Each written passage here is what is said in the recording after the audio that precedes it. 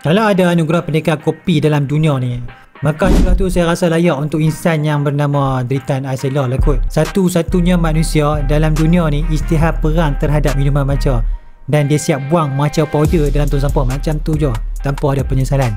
Siapa dia ni? Dia ni main dari Kosovo dan menetap di Jerman dari kecil lagi. Dia mula kerja sebagai barista di kafe kecil di Jerman ketika tu dan belajar secara tak rasmi, dan semuanya dia belajar sendirilah. Dia beritahu yang dia ni asal tak ada apa, susah, duit tak ada, dia sentiasa happy saja sebab bagi dia kejayaan tak mendatangkan kegembiraan, tapi kegembiraan lah penyebab dia berjaya. Itu adalah prinsip yang dia pegang lah. Dia selamba je isytihar perang untuk minuman matcha dan betul-betul hanya nak jual kopi dia saja dan tak mau jual minuman jenis lain. Dia siap lekat nota di pintu masuk kafe dia, kata matcha drinkers not permitted. Lain kali dia selalu ulang-ulang dalam setiap posting di media sosial dia lah. Dia akan kata respect the beans. Hampa boleh bayangkan tak, orang duk risau customer tak ada dan buat marketing bagai-bagai nak suruh orang main kedai. Dia ni siap halau customer lagi. Awak teruk sangat ke geng matcha ni? Saya rasa geng matcha ni pun tak kisah pun kalau Dritan tak jual matcha dalam kafe dia. Dan yang pastinya, yang mana geng atas pagar minum matcha atau kopi ni?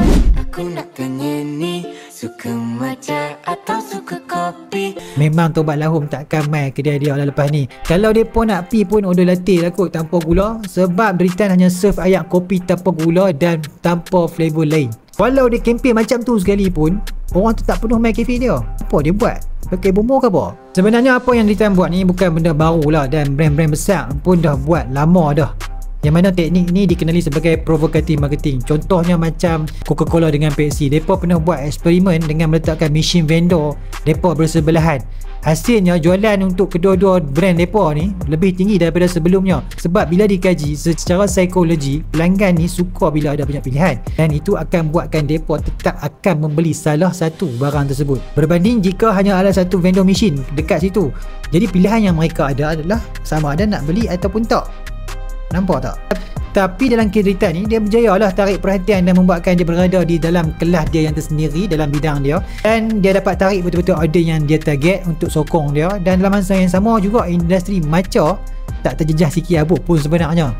Dengan populasi orang Jerman yang minum kopi hampir 92%, dah level minum teh tarik kat Malaysia lah kot.